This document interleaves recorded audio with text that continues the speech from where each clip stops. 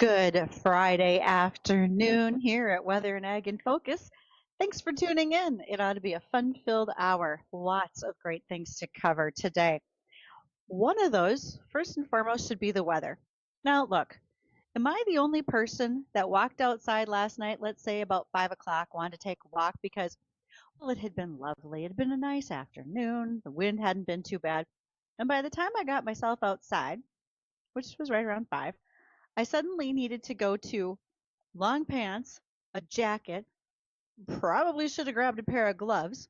Good Lord, was it windy outside. I mean, whatever front moved through just about pushed me into the next township.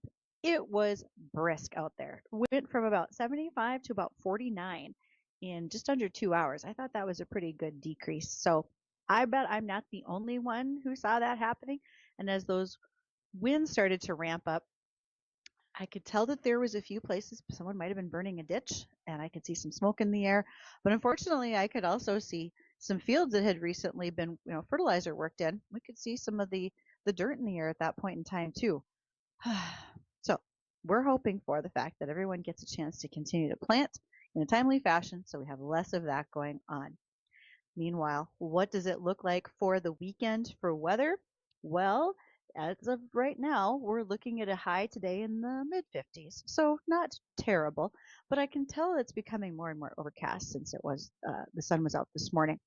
Last night, going into tonight, we're looking at lows right about the 35 to 40. And then Saturday and Sunday, Saturday looks to be a little bit more just mostly cloudy. Sunday, bigger chance for precipitation, maybe about a 60% chance of rain. Monday, more of a definite chance for rain and a little cooler, right around 50 degrees. We're going to see how much rain we actually get out of that and just kind of pay attention to what's been going on. Those folks who are fully into seeding out further west, things seem to be going pretty smoothly there. They will probably take a little bit of a rain delay because, let's face it, the western part of the state always takes moisture better than we do to begin with.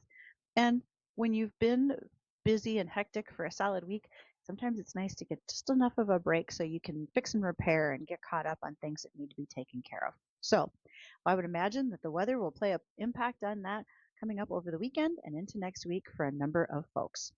Now, if you're looking for an impact in your life, how about some cash?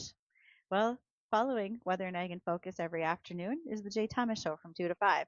And Jay is currently doing the phrase that pays. And so you have the opportunity to win cold hard cash by knowing the phrase that pays for Jay's show. I really had to slow down to say all of that. Just please, hold your applause until the end. Now, as far as sponsors for this program are concerned, you're looking at Laney's, ATI Diesel, as well as JD's Barbecue. And the cash sponsor for the week is the Red River Range, because you shouldn't let road construction keep you away. Red River Shooting Range in West Fargo is open and waiting for you to take aim.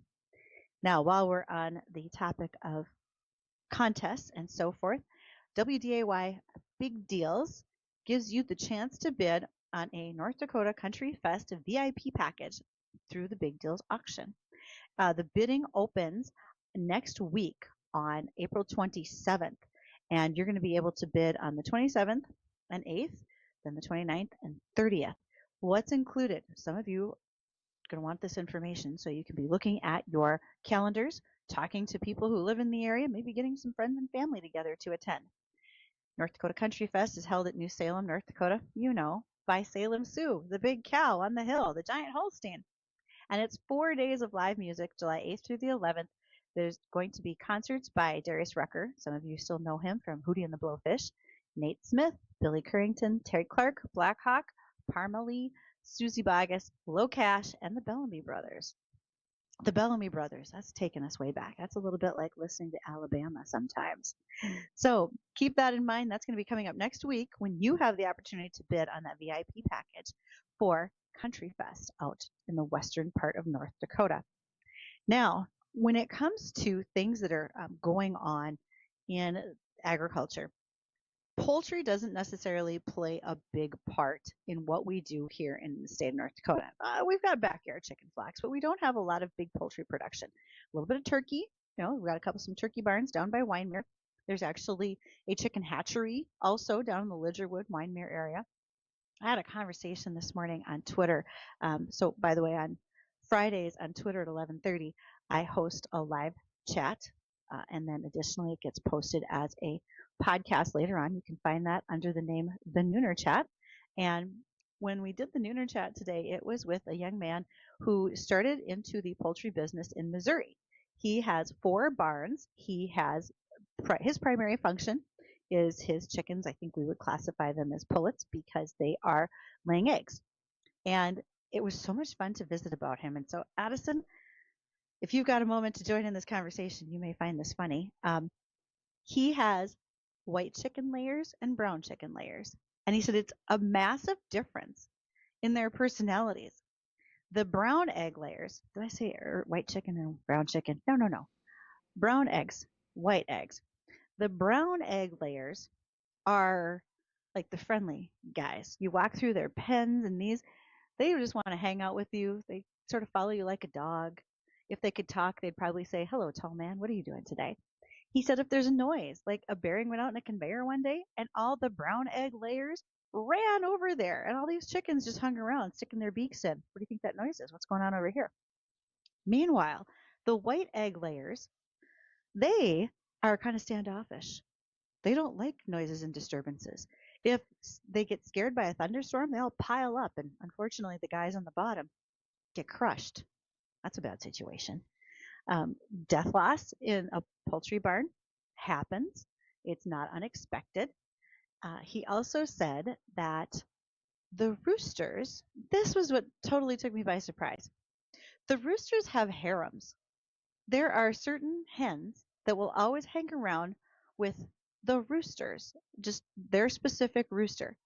And I don't think we always see that in a lot of other livestock species, but I found it very intriguing. I don't know. Addison, do you have much chicken ranching experience? Are you familiar with this concept of a harem when it comes to chickens? No, does eating McNuggets count or probably not? Maybe not. I did ask him if his diet has changed since he has gotten into chicken production. He says, I just don't eat eggs like I used to. I bet not, That's fair. because they're going through a lot per day. Chickens, these chickens lay on a schedule. Like they're done laying eggs about noonish every day. So I guess they get their afternoons free to do whatever they want. It was so much fun. There's just things I never knew about chickens, about the behavior of the roosters, about the business in general. And so, if you're curious what that was like, and if you're looking for a conversation that'll put a smile on your face, please go ahead and listen to that. It's still up on my timeline on Twitter. You can find that live chat and replay it. And then again, it'll be listed as a podcast here in the next few weeks. So, it'll be entertaining. Now, if you've got questions that follow along with any of this discussion or just anything else, you can give us a call on the JLA Insurance phone line. That number is 701-293-9000. So happy to answer your questions. And speaking of questions, if you've got them on crop insurance and other insurance, well, you certainly want to give Nate Thorsrud a call at JLA Crop Insurance. Our live stream brought to us by Lighthouse Commodities, where you'll be able to watch myself and our guests today as we visit. You're going to be able to do that on Facebook, YouTube, and Acres TV. Speaking of those guests, we have Market Uncovered in our next segment. That's going to be with Gregg Hanson from Hanson Agro Commodities over in Minnesota. And then at the bottom of the hour news will be followed by our own North Dakota Ag Commissioner Doug Goehring as we talk about ag history as we quickly approach the U.S.'s 250th birthday and then so much more that's happening within our state as well. Emails are always welcome. Thank you for sending those along with your questions, your comments, your guest ideas, whatever it might be. And you can reach me on my inbox of ag@flagfamily.com, brought to us by Superior Grain Equipment, because they are protecting your farm's future with superior grain storage, drying, and handling solutions. As I mentioned, I'll be going out to flag farmers very soon. I'll be doing that with Landmark Companies and Geronimo Power. We want to make sure that as farmers, you can proudly fly your U.S. flags, whether it's off your farm equipment. I mean, I see it on flag flying off of drills, grain carts, combines, etc. Or if you want to put it on a flagpole in the yard, or hang them up in the shop. Those are going to be out there for you. And again, myself and the sponsors, Landmark Company and Geronimo Power, are going to be delivering flags and other useful items to you on the farm or in the field as we continue to go through our spring planting season. Well, as when we return, we have the opportunity to visit with Gregg Hanson with Market Uncovered. As always, all those grain marketing and commodity marketing questions are time to bring those out. If you have them, you can either email or give me a call. Happy to bring them up with Gregg when we return after the livestock report from the American Ag Network.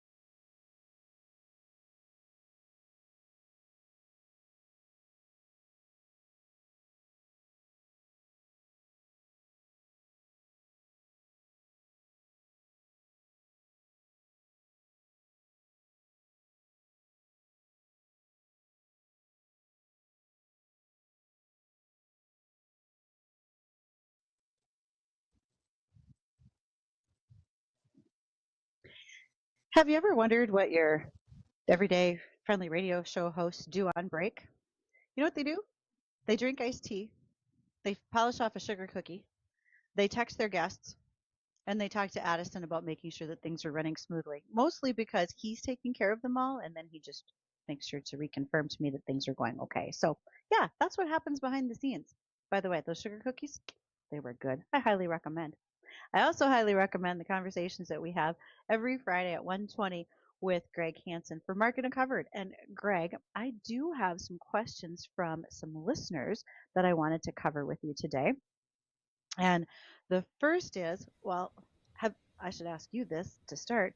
Any good reports these days? Any interesting information that we want to make sure to share with listeners? Man, it's quiet. It is really quiet. It's been a very stagnant week. Volume's been low. We're going to be mixed on corn, up a penny or 3, 4 on beans. But when you look at what's going on in Strait of Hormuz and all that, it feels like the grains have somewhat separated themselves, and it's kind of the new status quo. So we need something new to happen. And I think, like I say, the market's got so insulated from, you know, early on it was, one day pieces a day away. The next day, all the wars rage and, and back and forth and back and forth, back and forth. The market's kind of become immune to it. So Mm-hmm. my own personal bias is we have to have a new extreme to really get the market excited, and that either means peace or we blow them off the planet. So I mean that's just my own bias, but it feels like we're a lot more focused on our own fundamentals, our planning progress, and that kind of stuff.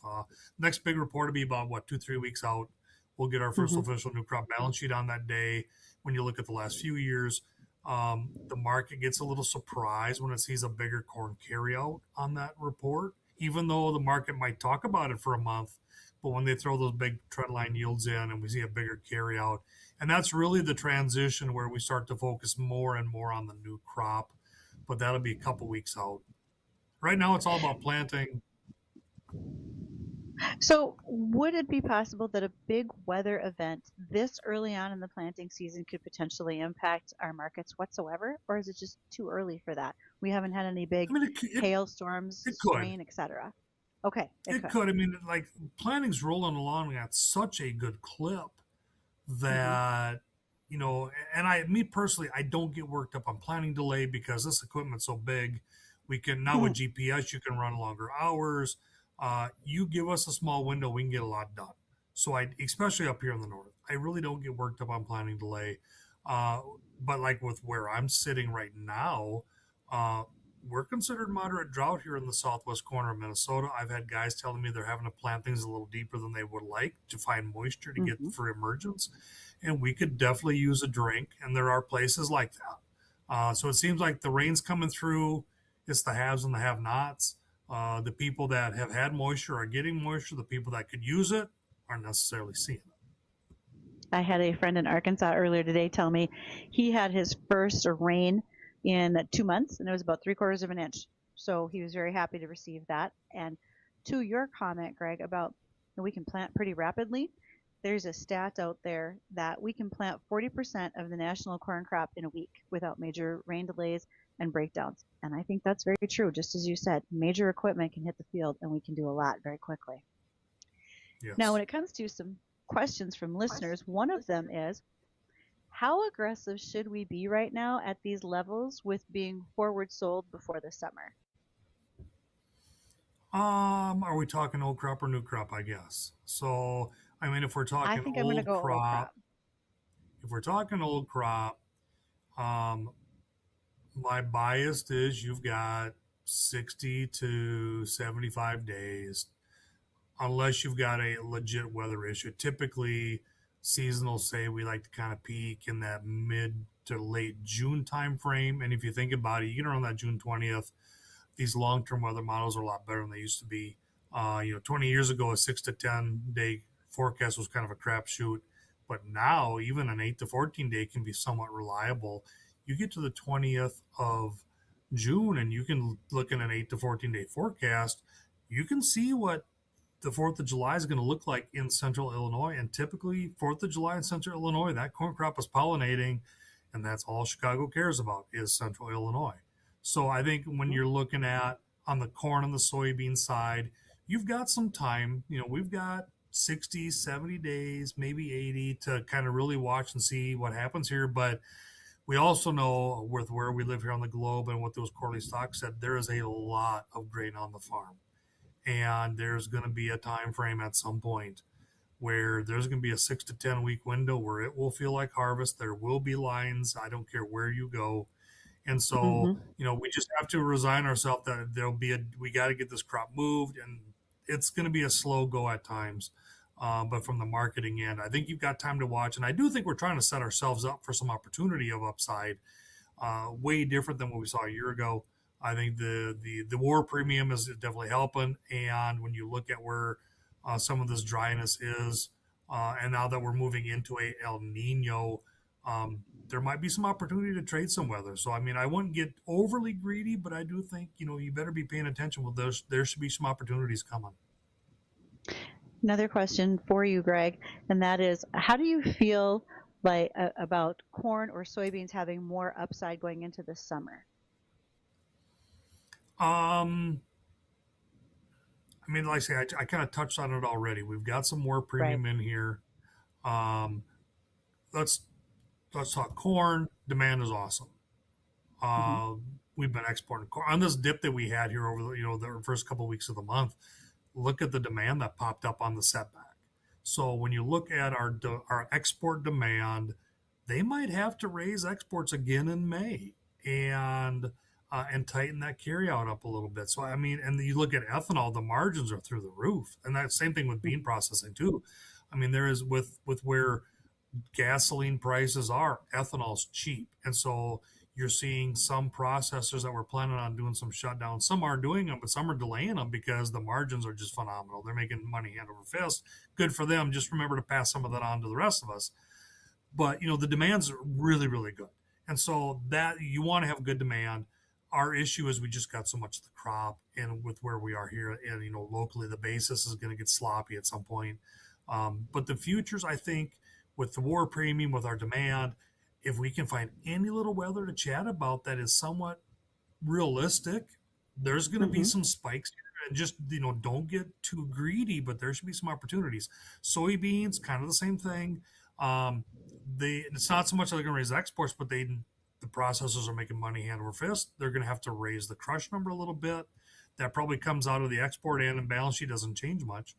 Um, but as we go forward, there's a lot of chatter about fertilizer. That's more of a corn thing.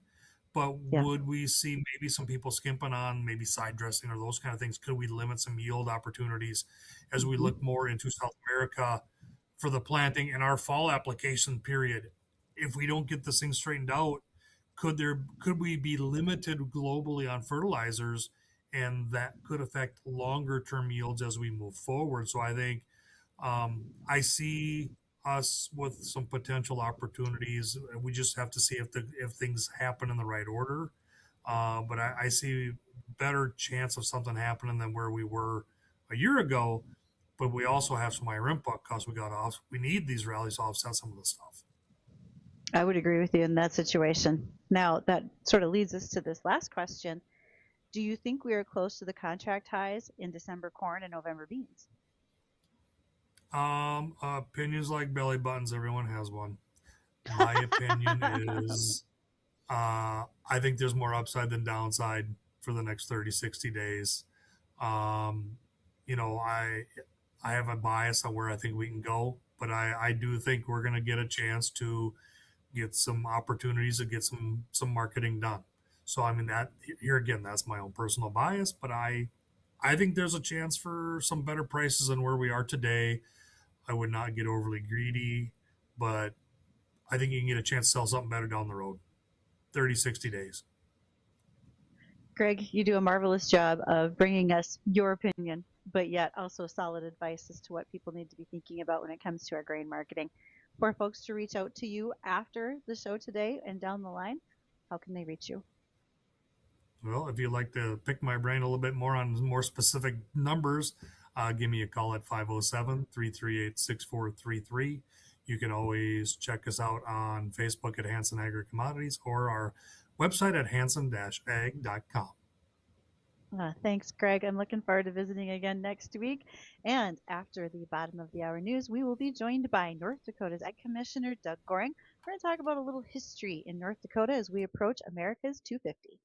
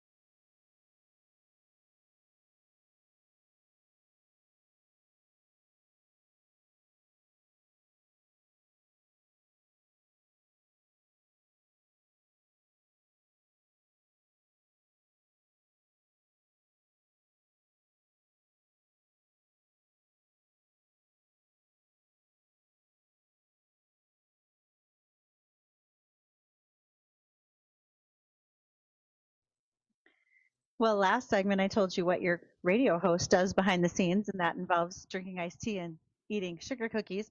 But a guy like Addison, who's our sound engineer, he's usually pretty busy too, keeping those live streams going, troubleshooting with our guests. And he said there was a rash of calls in the last segment, but he wasn't able to answer them because he was dealing with some other situations. So if anybody wants to make that call back, you certainly can, and it's on the JLA insurance phone line of 701-293-9000.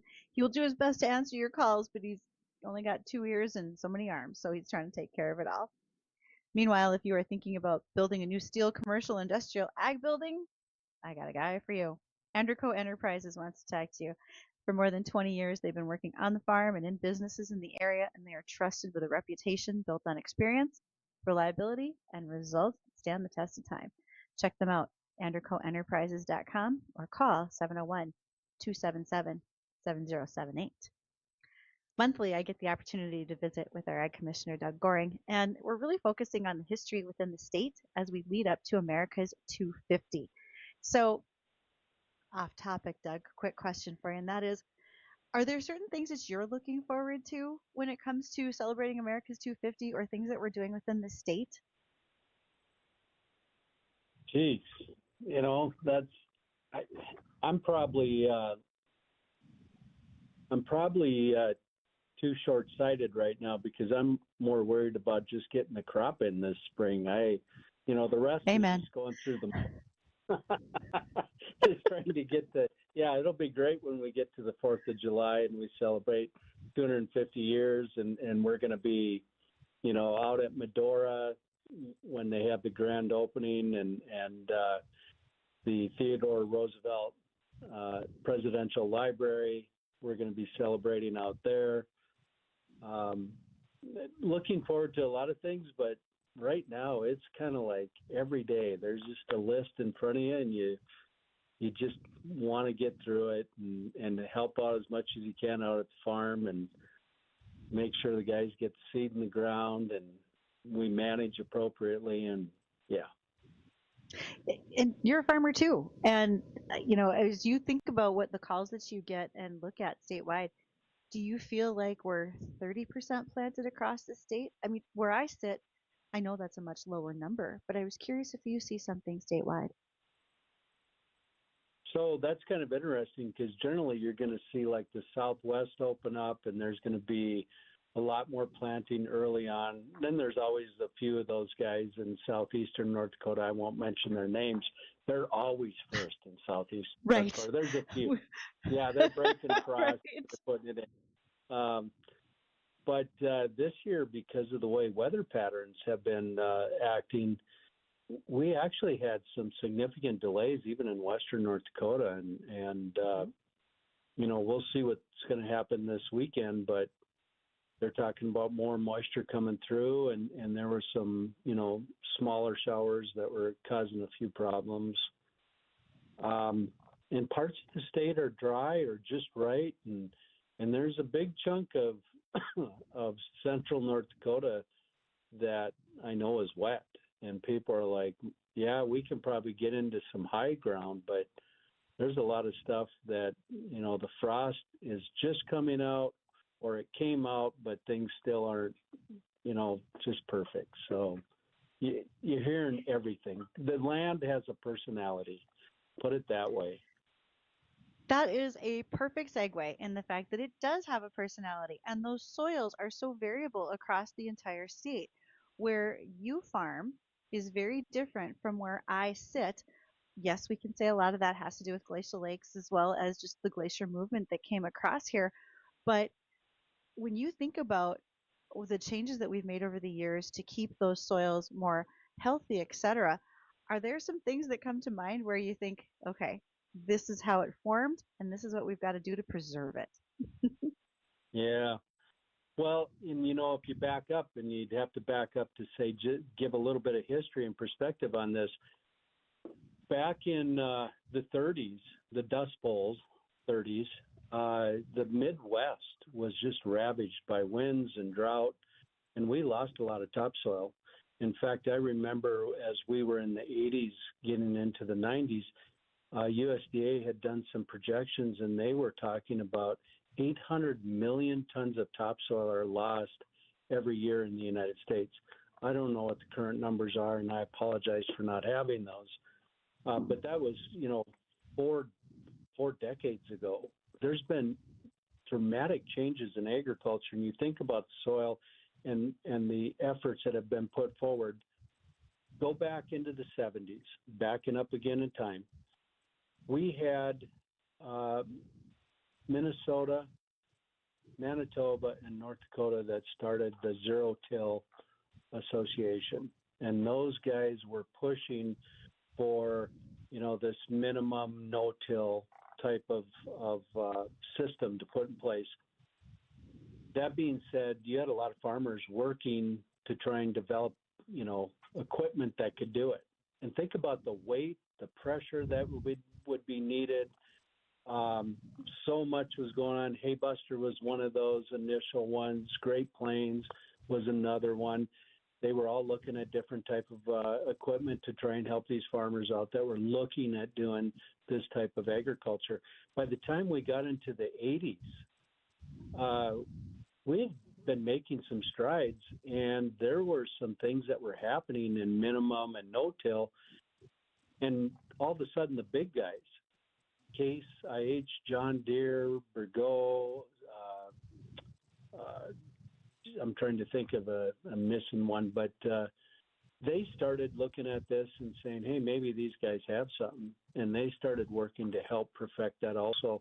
North Dakota was a leader. Let's put it that way. This part of the world was a leader in what the United States and the world experiences now when it comes to precision agriculture, variable rate technology, when it comes to the equipment, the systems, the practices, the cover crops, everything that exists right now has been developed out of this part of the world.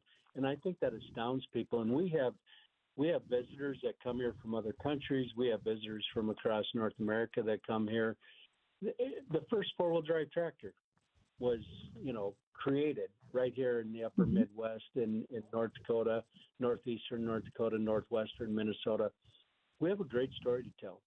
And we are innovative, we're creative, and we always look at ways in which we can conserve, be efficient, and compete in a global market. And that's what we've done so very well. And we've helped with the conservation movement in the world.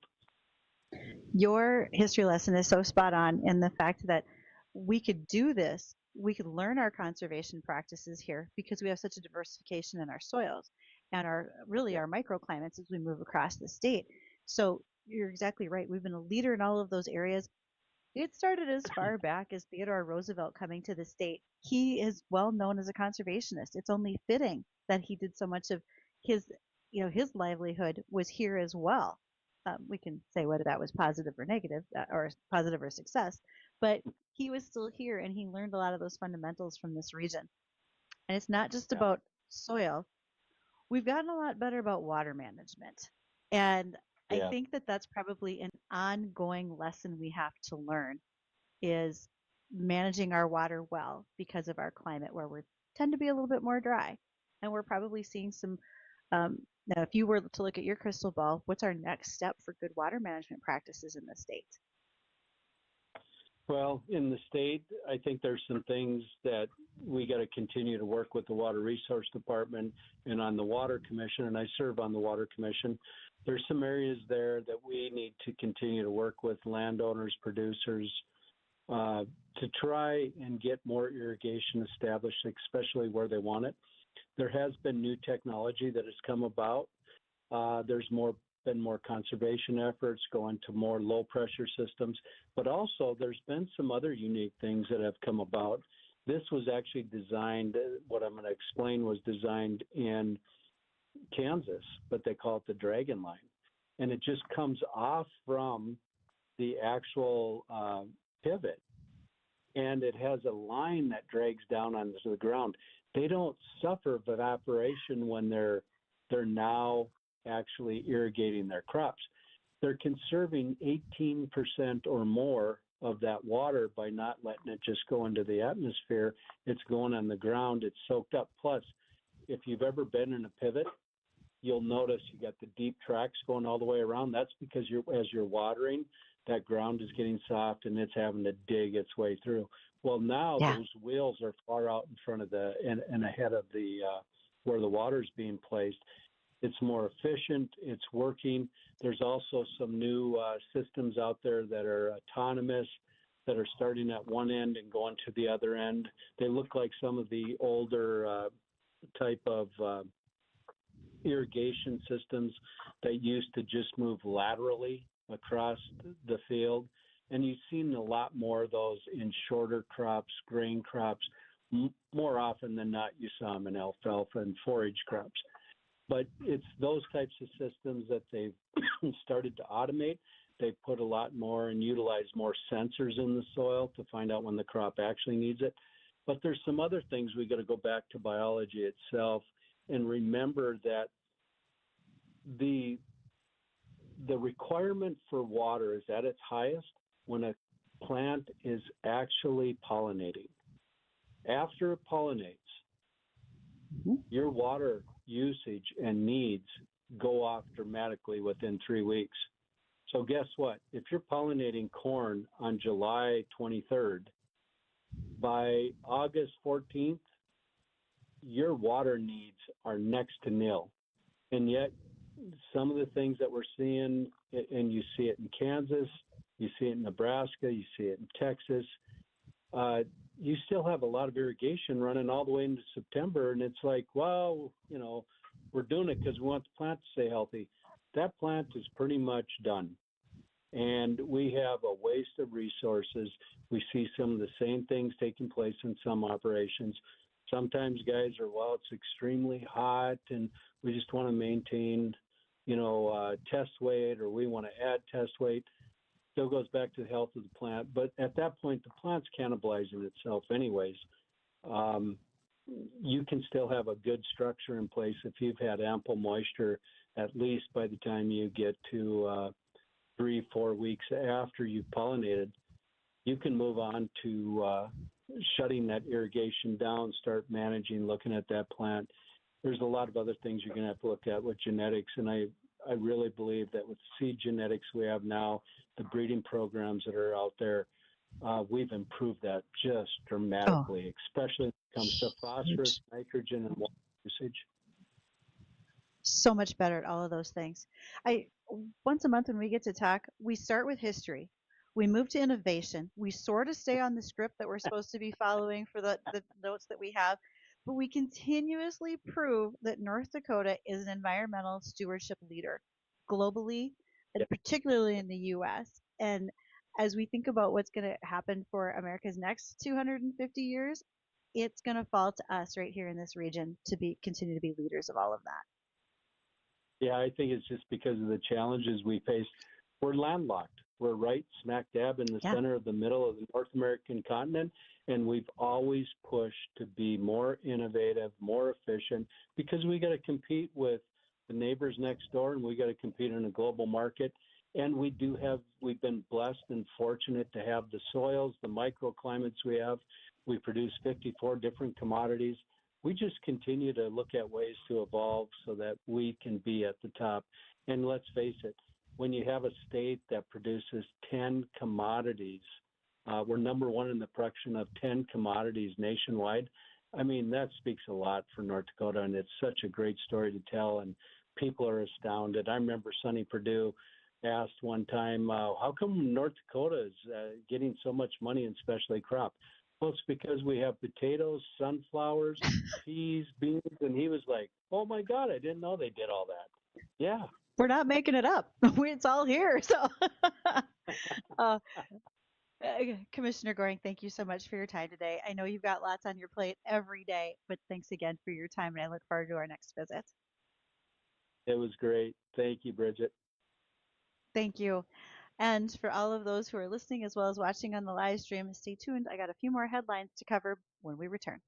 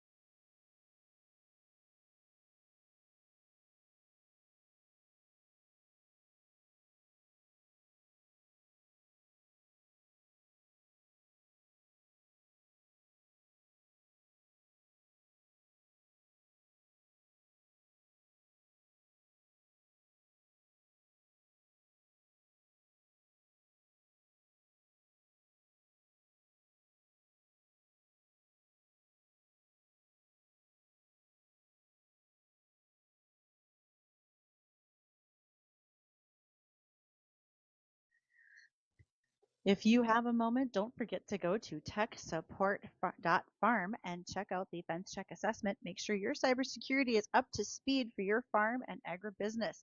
Chris Sherman can help to go through what you may or may not need. Why cyber insurance might not be your best bet, but there's other things you can do instead. So check out techsupport.farm and do the Fence Check assessment online. I believe Tom has a comment for us in regards to way back in our chicken discussion. Hi, Tom. Hey, Bridgette. Say, so you said about the brown chickens being more friendly.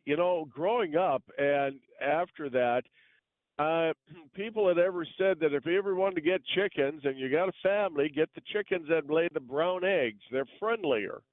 But I never thought too much of it until yeah. And so then they said unless you want a lot of production, then you go after the white chickens. And when you brought that up, I thought, well, isn't that something? There was some truth to that they're a friendlier chicken. I had no idea that the brown egg laying chickens are sort of the laid back chill chickens. Maybe they don't have quite the production, but they're more like a pet. And they just want to hang out and see what's going on and be all sorts of friendly, where the high maintenance, high producers over there, they get a little uptight about things.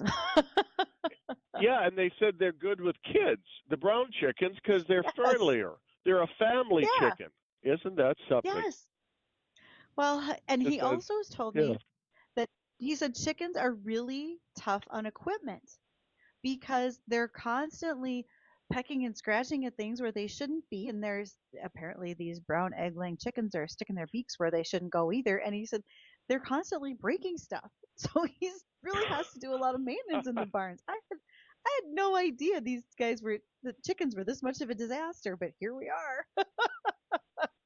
So chickens and goats are pretty much related then. Yeah. I'm taking the chickens over the goats. I'll tell you that right now. Yeah. My dad used to threaten to send me his dad said, if I ever send you a box and it's got breathing holes in it, don't be alarmed. I said, if you send me a box with breathing hole in it, we're done. I can't even talk to you anymore after that. Do not send me a goat, please. Thanks, Bridgette. Have a great day. You too, Tom. And other little fun facts that we should know. Researchers in Sweden have found that seniors, and I don't mean in high school, I'm talking about those of us with a little more wisdom and maturity, they're able to offset a genetic risk for Alzheimer's by eating more meat. Now, if you're of Swedish descent, tune in. This is a big deal for you. Certainly more research is being done. But there's an infamous gene, the APOE gene, and I'm not Swedish, so I don't know if it should be APO or just APOE. But that gene confers a greater risk of Alzheimer's disease. And in Sweden, around 30% of the population are carrying that particular gene. But it's been found that if you are consuming a higher percentage of meat in your diet, and it didn't specify red or other white meat like pork and chicken, it would reduce your risk of cognitive decline and dementia by 50%. Now, in Sweden, I don't think there's a lot of beef operations, so I would lean more towards the chicken, the pork, probably also a lot more fish. But what a fantastic thing to know that as you get 60 or older, and you always need the protein in your diet anyway, and you want to keep up with your muscle mass, but what if you can ward off dementia by simply eating more meat? I mean, if that's the case, I will never lose my mind, unless it's already gone. Could be a little too soon to call that. I'm not 60 yet. All right, folks, it's been a great afternoon. Looking so forward to next week and all of you joining us again from 1 to 2 o'clock for Weather and Ag in Focus. But stay tuned. Jay Thomas comes rolling in with the phrase that pays and so much more after 2 o'clock, starting his show. See you later.